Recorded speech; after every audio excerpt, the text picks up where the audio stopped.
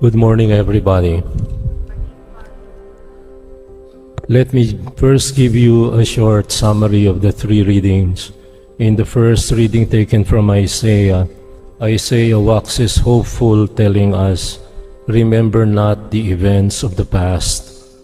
I am doing something new." Of course, he was referring to the Israelites who were exiled in Babylon.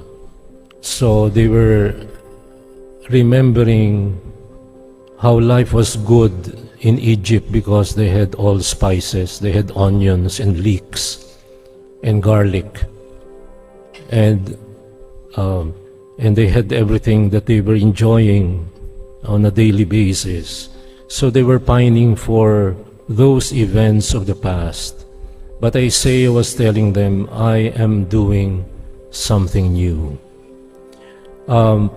In the second reading, St. Paul talks more or less about the same thing, about the new things coming in future.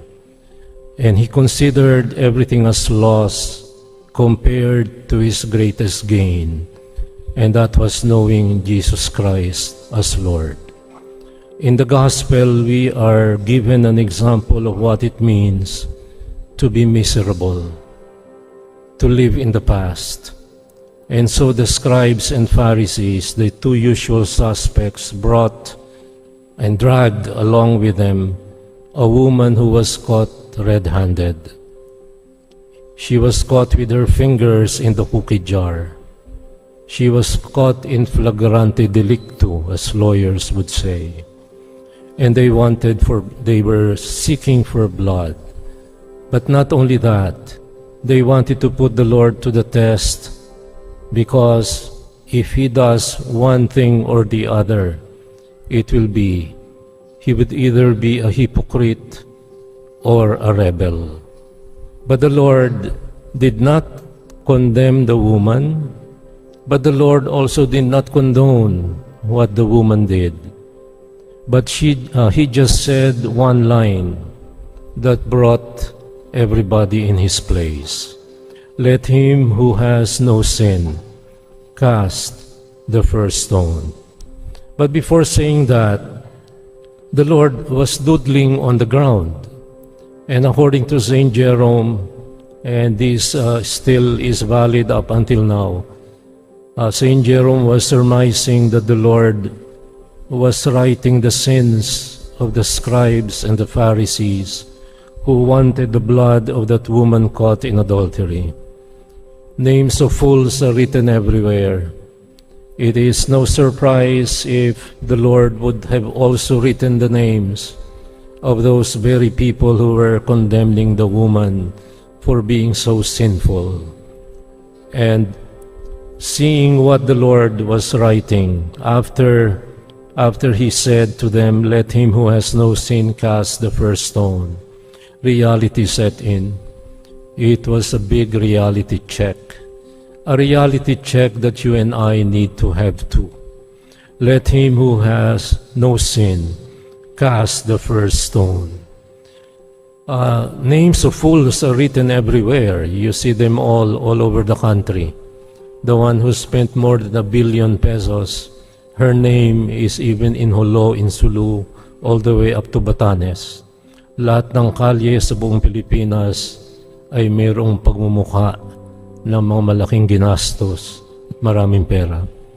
Names of fools are written everywhere, but also the list of our sins are printed in every event in this country, in our history, recent and past, and we cannot deny it. So, lesson for us. I think that we won't be far-fetched if I tell you that when the scribes and the Pharisees brought the woman caught in adultery and brought him before the Lord was placed on a tight spot. He was placed in between a rock and a hard place. Sa Tagalog, nasa gitna ng nag-uumpugang bato. Bakit? Sapagkat kung sinabi ng Panginoon, ni Jesus, gawin niyo ang nararapat ayon sa batas, then the Romans would go after him because that was a sign of insurrection.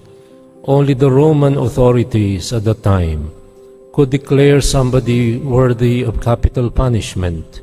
And therefore, for the Lord to have said, gawin niyo ang nararapat, that meant immediately he would be pounced upon by the Roman authorities and killed because of being a rebel, an insurrectionist.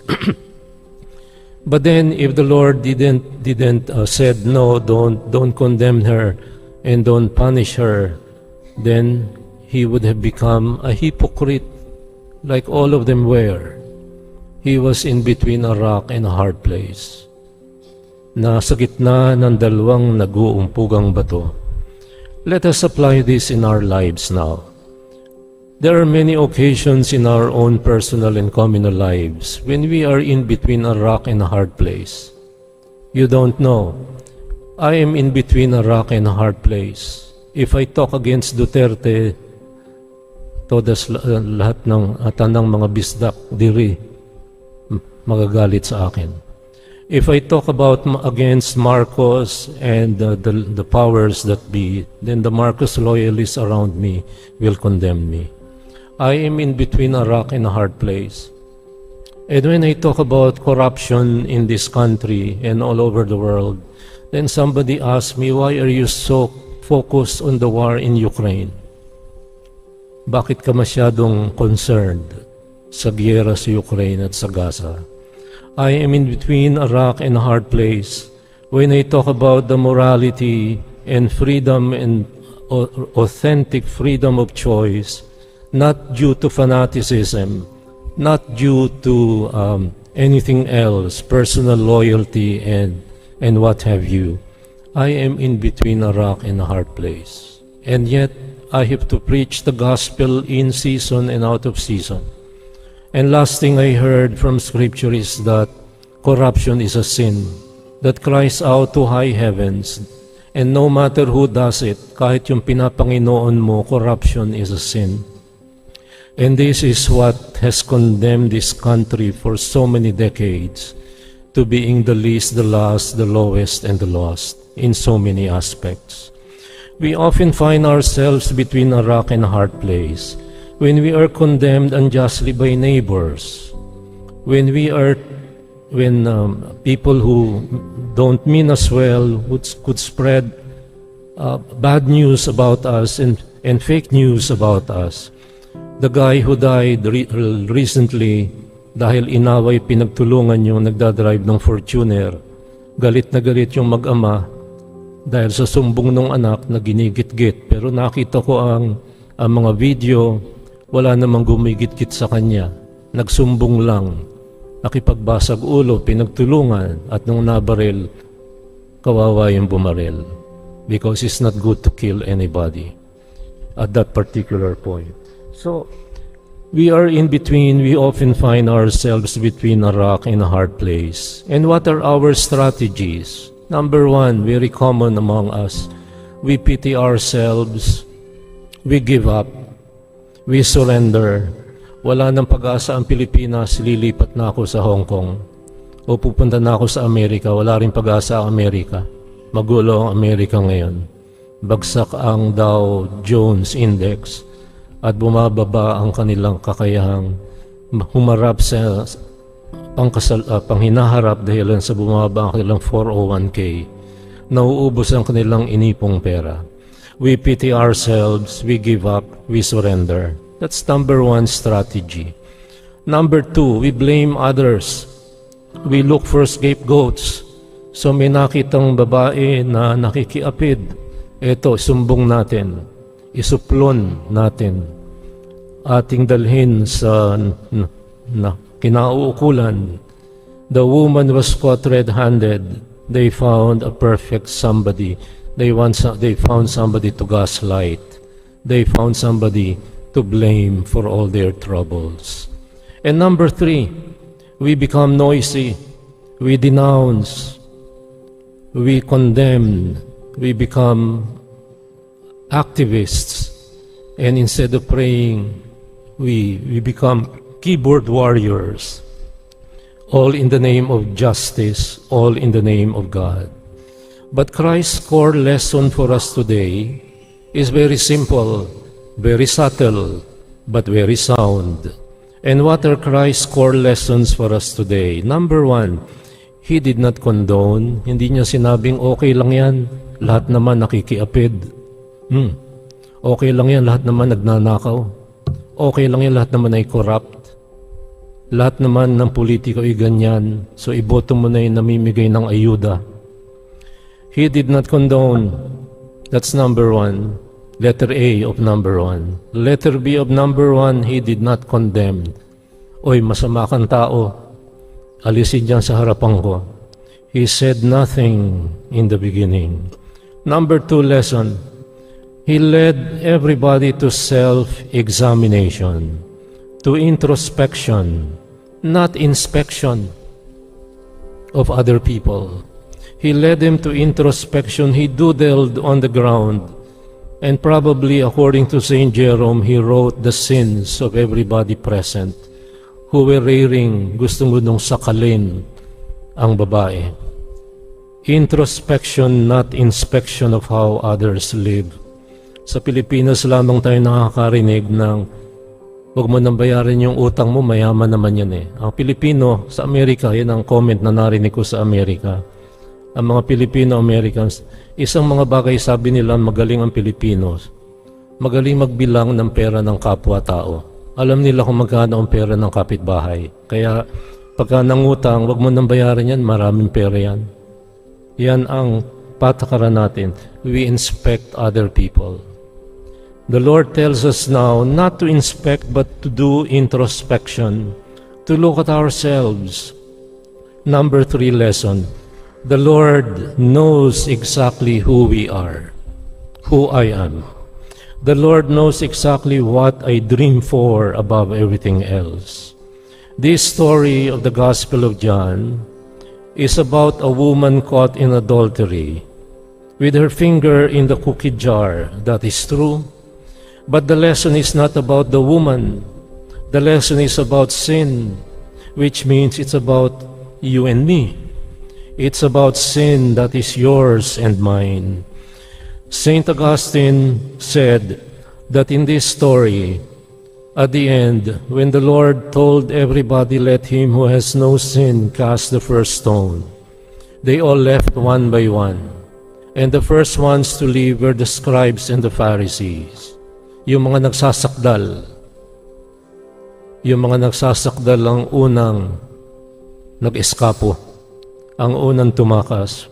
Dahan-dahang umalis, nakatungo ang noo. At dadalwa lamang ang natira, si Misery at si Mercy. Only two remained, Misery, and that is the image of the woman caught in adultery, and Mercy, and that is the image of God in Christ, who was right there in front of her face.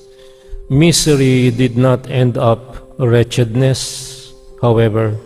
Why? Because Misery acknowledged her sins. Misery did not say, I did not do it. I did not do it. Kung hindi nyo pa napapanood yung Adolescent sa Netflix, panoorin nyo. It's only 4 short episodes. The third episode is the most disturbing of all. That 13-year-old boy was miserable because all his values didn't come from the parents who tried their best. His values came from the internet. And therefore, the internet, there is a culture that calls incel. Meron silang mga tawag sa mga batang hindi gwapo, na hindi tinatanggap ng mga babae. Incel ang tawag nila. Involuntary celibates. He thought of himself as ugly.